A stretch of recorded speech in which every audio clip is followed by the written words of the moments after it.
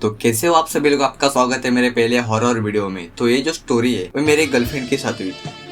अरे मजाक करो, मेरी दोस्त के गर्लफ्रेंड के साथ हुई थी। क्या हुआ था कि मेरा दोस्त एक छोटे से शहर में रहता था, मतलब उसकी गर्लफ्रेंड भी उधर ही रहती थी। पर अचानक से उसके गर्लफ्रेंड को वो शहर छोड़ना पड़ता है और एक नए शहर में शिफ्ट करना पड़ता है, क्योंकि उसके पापा जो थे वो टीचर थे और टीचर लोगों को आपको तो पता ही है, इधर से उधर उनकी शिफ्ट बदलते रहती है। और अभी उसकी जो गर्लफ्रेंड जा रही थी वो एक बड़ा शहर था जिसको हम कहते हैं सपनों का शहर। तो दूसरे दिन मेरे दोस्त के गर्लफ्रेंड के पापा उसके पूरे फैमिली को लेकर मुंबई में शिफ्ट हो जाते, लेकिन उनको कॉलेज वाले की तरफ से एक फ्लैट मिला था। लेकिन सबसे शॉकिंग करने वाली बात यह थी कि उनको जो फ्लैट मिला था वो तीसरे फ्लोर पे था और उनका जो फ्लैट था उसके आजू बाजू के सब फ्लैट बंद थे, मतलब उधर तीसरे फ्लोर पे कोई नहीं रहता था उनके अलावा। उनको ये बात बहुत अजीब लगी कि उनके अलावा उस फ्लोर पे कोई नहीं था, इसलिए उन्होंने उस बिल्डिंग के सिक्योरिटी गार्ड से पूछा कि ऐसा क्यों है कि तीसरे फ्लैट पे सिर्फ हम ही रह रहे हैं, दूसरा कोई नहीं। तो सिक्योरिटी गार्ड भी बोलता है मुझे भी पता नहीं, मैं भी थोड़ा सा ऐसा कुछ बोलता है और बोलता है कि मैं भी अभी अभी ज्वाइन हुआ हूँ। तो उसके गर्लफ्रेंड के पापा बोलते है कि ठीक है चलो। और उनको जो फ्लैट दिया हुआ था वो 2 BHK था, इसलिए वो सोचते है कि चलो इतना बड़ा घर दिया है, कुछ सोच समझ के दिया होगा। लेकिन पहले दिन वो सब साफ सफाई करते उनके पूरे रूम की और उन्होंने सामान वगैरह लाया था वो सब उधर रख देते। मैं पहले ये बता देता हूँ कि उसके फैमिली में कितने मेंबर थे। मेरे दोस्त के गर्लफ्रेंड के माँ बाप, उसकी छोटी बहन और मेरे दोस्त की गर्लफ्रेंड, उसके अलावा उनके फैमिली में कोई नहीं था। और मेरे दोस्त के गर्लफ्रेंड का नाम दिशा था, उन पहले बता देता हूँ। और जब वो उधर रहने जाते उनके उधर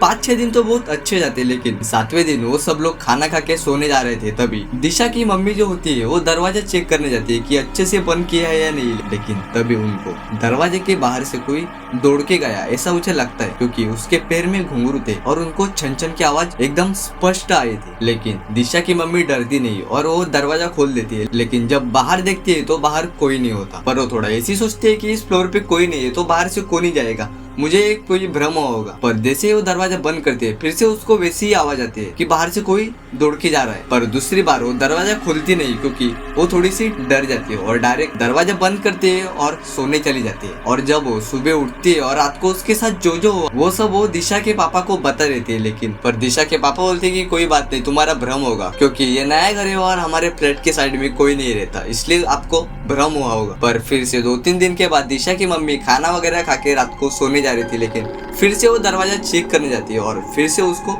वही आवाज आती है कि कोई दौड़ के गया और उसके पैर में घुंघरू थे। पर इस बार वो इग्नोर कर देती है, लेकिन जब वो डोर बंद करती है तभी उनका दरवाजा नॉक होता है। पर दिशा की मम्मी डर जाती है और वो दिशा के पापा को उठाने जाते हैं कि हमारा डोर कोई नॉक कर रहा है। लेकिन दिशा के पापा ज्यादा कुछ बोलते नहीं, क्योंकि वो नींद में थे। वो बोलते हैं कि सो जा, तुम्हारा कोई भ्रम ही होगा, क्योंकि हमारे फ्लोर पे हमारे अलावा कोई नहीं रहता। इसलिए दिशा की मम्मी चुपचाप सो जाती है। पर रात को 3 बजे दिशा के पापा का नींद खुल जाता है, पर जब वो मुत रहे होते तभी उनको उनके डोर के बाहर से कोई महिला गाना गा रही है ऐसे उन्हें लगता है। लेकिन वो ज्यादा ध्यान नहीं देते क्योंकि वो नींद में थे, इसलिए वो चुपचाप चले जाते हैं और सो जाते हैं। लेकिन पर जब सुबह होती है तो दिशा और उसके बहन कॉलेज चले जाते हैं और दिशा के पापा भी कॉलेज चले जाते हैं, क्योंकि वो टीचर थे। और अभी उस फ्लोर पे और फ्लैट में दिशा की मम्मी अकेले रह जाती है। पर थोड़ा देर तो उनको कुछ नहीं होता, लेकिन जब दोपहर के 12 बजते हैं तो उनको उनके बालकनी से एक आवाज आती है। उनके बालकनी से उनको आवाज आती है कि इथून निघून जा। वो कुछ मराठी के वर्ड से, उसका मतलब होता है कि इधर से निकल जाओ। दोपहर के 12 बजे उस फ्लैट में कोई नहीं, उस फ्लोर पे भी कोई नहीं, और 12 बजे उनके बालकनी से आवाज कौन देगा? और वो आवाज भी ऐसे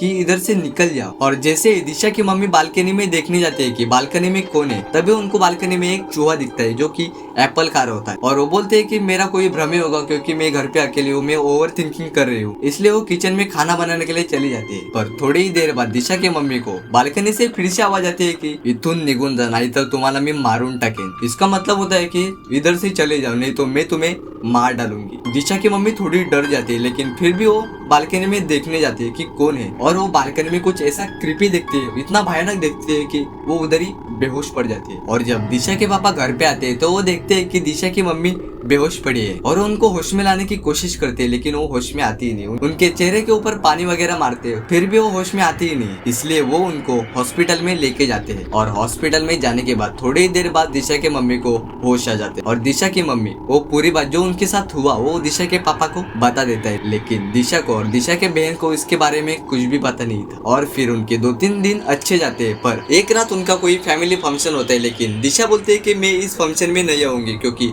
मेरा बोर्ड एग्जाम है। पर उसके मम्मी पापा फिर भी उसको मनाते हैं कि तू चल, अभी बोर्ड एग्जाम को बहुत दिन बाकी है। पर दिशा मानती नहीं। पर फिर उसके मम्मी पापा बोलते हैं कि हम डायरेक्ट फंक्शन से सुबह आएंगे, तुझे घर पे अकेला रहना पड़ेगा। तो दिशा बोलते है कि मैं अकेले रह लूंगी और मैं अकेले रहूंगी तो मेरा स्टडी भी अच्छा होगा। फिर भी उसके पापा बोलते हैं कि तू अकेले रहेगी तो डर जाएगी, लेकिन दिशा एकदम चोड़ में बोलते है कि नहीं, मैं किसी से डरती नहीं और इस फ्लोर में कोई है भी नहीं जिससे मैं डरूं। और फिर उसके घर वाले फंक्शन में चले जाते हैं और जैसे ही वो फंक्शन में चले जाते हैं तभी दिशा अपने बॉयफ्रेंड को, मतलब मेरे दोस्त को वीडियो कॉल लगाती है और बोलते है कि मैं घर पे अकेली हूँ। और फिर मेरा हौसी दोस्त उसके गर्लफ्रेंड को बोलता है कि तू अभी दिखा दे। तो उसकी गर्लफ्रेंड बोलती है कि क्या दिखा दूं। और फिर मेरा दोस्त बोलता है कि पहला अपना घर दिखा, फिर बाद में कुछ और दिखा। उधर फंक्शन में घर वाले बोल रहे होंगे कि हमारी लड़की घर पे पढ़ रही होगी, लेकिन घर पे लड़के अपना कुछ दिखा रही है। और फिर बाद में वो मेरे दोस्त को सब दिखाने लगती है, अपना घर, वो सब अपना घर दिखाने लगती है। वो बोलते है कि ये 2 बेडरूम है, ये बड़ा हॉल है, एक किचन है। फिर बाद में वो वीडियो कॉल पे बात करते करते अपने बेडरूम में चली जाती है और बोलते है कि मैं तुझे बालकनी दिखाना भूल गई। और बालकनी जब दिखाने जाती है और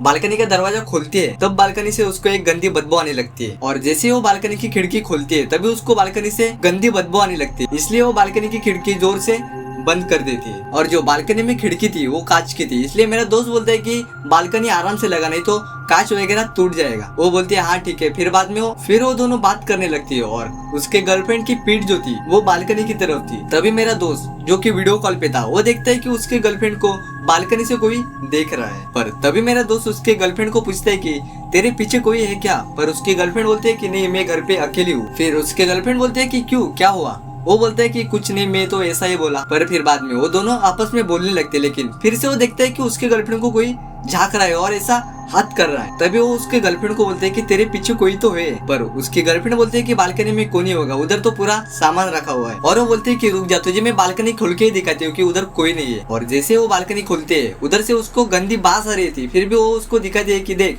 इधर तो कोई नहीं है, पूरा सामान पड़ा हुआ है। और फिर बाद में वो बालकनी की खिड़की लगाते हैं और अंदर आ जाते हैं और मेरे दोस्त को बोलते हैं कि तू साले मुझे डराने की कोशिश कर रहे। पर वो बोलते है कि मैं तुझे क्यों डराऊंगा, मुझे ऐसा लगा कि तेरे पीछे कोई है इसलिए मैं तुझे बताया। फिर वो बोलते कि ठीक है, तेरा नेटवर्क स्लो होगा इसलिए तुझे ऐसा कुछ ग्लिच वगैरह दिखा होगा। और फिर मेरा दोस्त भी बोलता है कि हाँ ऐसा मेरा भी कुछ ग्लिच होगा, नेटवर्क वगैरह प्रॉब्लम होगा। और फिर बाद में वो दोनों आपस में बात करने लगते हैं, लेकिन और फिर थोड़ी देर बाद में मेरे दोस्त को ऐसा फिर से लगता है कि उसके पीछे से कोई देख रहा है जिसकी आंखें पूरी लाल है। और उसके गर्लफ्रेंड को बता देता है कि तेरे पीछे कोई है। और उसकी गर्लफ्रेंड पीछे देखती है और देखती है तो क्या, एक बूढ़ी महिला जिसकी आंखें पूरी लाल, इतनी क्रीपी स्माइल और इतनी भयानक दिख रही थी कि उसकी गर्लफ्रेंड उधर ही फोन फेंक के उधर से भाग जाते। वो उस रूम का दरवाजा एकदम जोर से लगा रहते और हॉल में भाग जाते। और मेरा दोस्त जो था वीडियो कॉल पे वो 2-3 बार हेलो हेलो हेलो ऐसा करता है, पर उसका कॉल अचानक से कट हो जाता है। उसकी गर्लफ्रेंड बहुत ही डरी हुई थी और वो डरते डरते अपना मेन डोर खोलने जाते हैं, पर उसका मेन डोर खुलता ही नहीं क्योंकि ऐसा लग रहा था कि मेन डोर को किसी ने बाहर से